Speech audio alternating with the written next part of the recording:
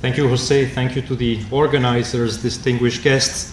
My task this morning is to talk about fiscal policy, which in some ways makes me the bearer of bad news.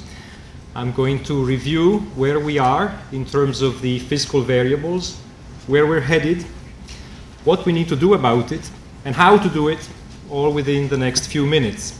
So let me begin by presenting something that should be familiar to many of you. Indeed, what I'm showing is the major deterioration in the overall fiscal balance for the advanced economies as a result of the crisis.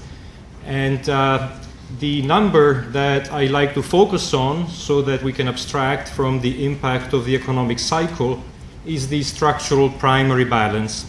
And you will see that in 2010, there's a structural primary deficit of 4% of GDP, which is quite large.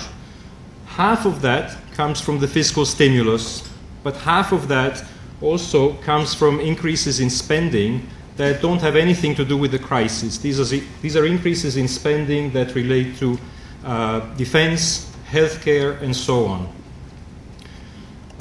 What does this imply in terms of future developments in general government debt? We project that from the end of 2007 to the end of 2014, there's going to be an increase in the debt to GDP ratio for the advanced economies by 36 percentage points. This is the largest and most pervasive increase in debt during peacetime. In fact, I'm going to show this in more historical perspective by taking you beginning to the 1950s, and this is for the G7, and you will see that over the past few decades there's been a steady increase in debt ratios, and there's been an acceleration in that trend with the crisis. Today, the debt to GDP ratio stands pretty much where it did in the early 1950s, that is, in the immediate aftermath of World War II. On top of that, as you all know, there are pre-existing challenges coming from the aging of the population. So spending on health, spending on pensions is going to increase over the next decades. When it comes to the increase in the debt, only part of it is explained by the fiscal stimulus and the government support to the financial sector. In fact, that's only a small part. The bulk of the increase in debt is coming from weak revenues that come from the weak economic cycle, but also from the declines in asset prices and the decline in profits in the financial sector. So what I want to emphasize is that there's accumulation of weak revenues that accounts for the increase in debt, but also that some of those revenues are going to be weak for a long time to come. So what can we do about this? The key strategic decision is what kind of objective should we set for the debt to GDP ratio going forward. And I think there's general agreement that we don't want to let the debt to GDP ratios rise indefinitely, but the question is, should we stabilize the debt pretty much at the current high levels, or should we reduce the debt to GDP ratios back to the levels that we experienced prior to the crisis? I'm going to argue that from an economic standpoint, it's preferable to do the latter, so to bring the debt down. Why? Because in the event of a future crisis, we will again need the fiscal space in order to do fiscal stimulus again. Moreover, with the increase in debt, there's likely going to be an increase in interest rates and possibly a decline in potential growth. So on all of those grounds, what I'm going to do now is I'm going to take you through a scenario in which we bring the debt back down to where it was before the crisis. And specifically, we've done a lot of different scenarios. As you can imagine, I'm only going to present one for this presentation. What I'm going to illustrate is what we need to do in order to bring the debt to GDP ratio down to 60% within the next 2 decades, so by 2030. And I'm going to start the adjustment in the primary balance next year, and I'm going to keep improving that primary balance for 10 years, and then I'm going to maintain the structural fiscal primary constant for the following decade. So what this is going to look like is we start from a structural primary deficit of 4% of GDP today. We gradually improved that all the way to 4% of GDP surplus by 2020, and then we maintained that constant for the following decade. This is an illustrative scenario, of course.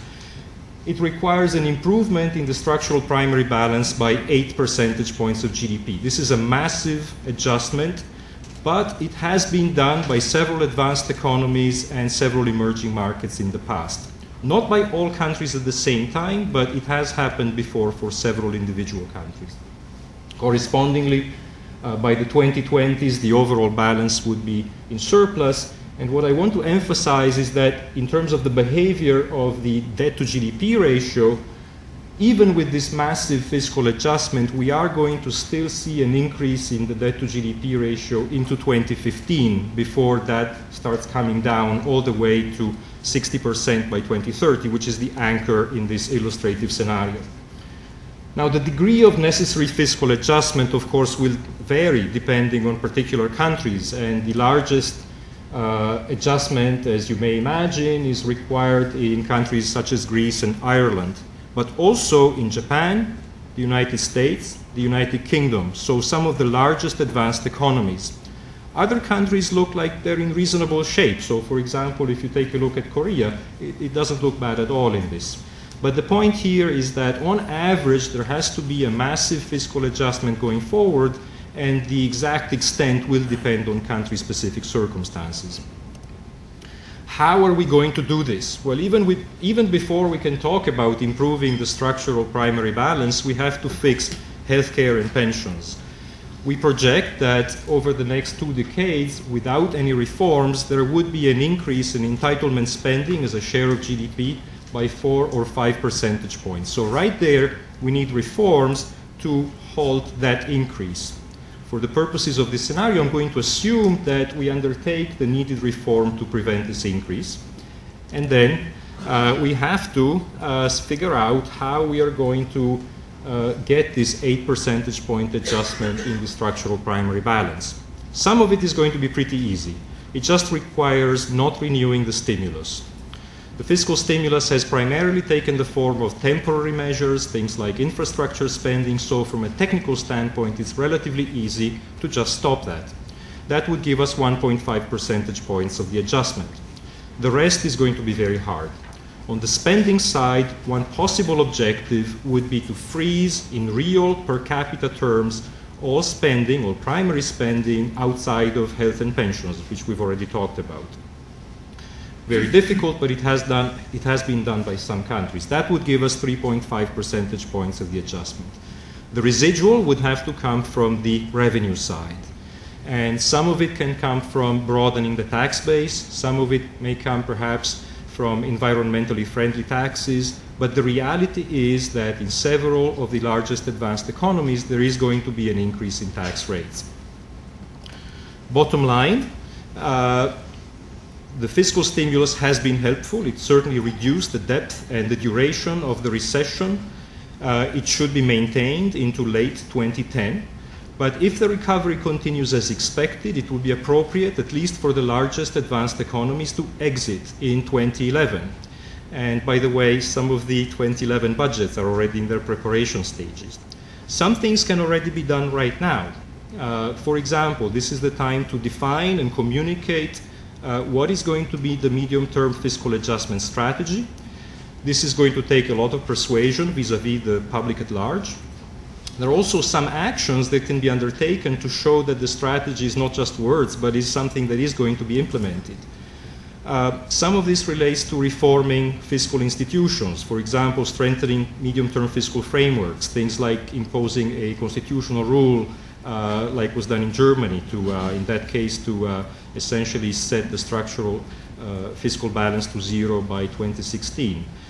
Other things would be reforms of entitlements. For example, increasing the retirement age is something that gives very strong long-run savings but does not undermine the recovery. It does not reduce aggregate demand. So overall, the real difficult challenge is on the fiscal side, as Jose explained. On the monetary side, obviously the issues are by no stretch of the imagination trivial, but they're clearly more manageable there. And in terms of what the fund is doing, as you're well aware, as Mr. Lipsky said earlier, the G20 has requested that the fund monitor the unwinding process. There is the G20 mutual assessment process. And of course, we'll keep doing the bilateral consultations with individual countries, the multilateral surveillance through the World Economic Outlook, through the Global Financial Stability Report. Let me end with an advertisement. There's a lot of underlying work. There are a lot of papers on this topic that are posted on the main page of our website, imf.org. So with that, I'm going to conclude. Thank you very much.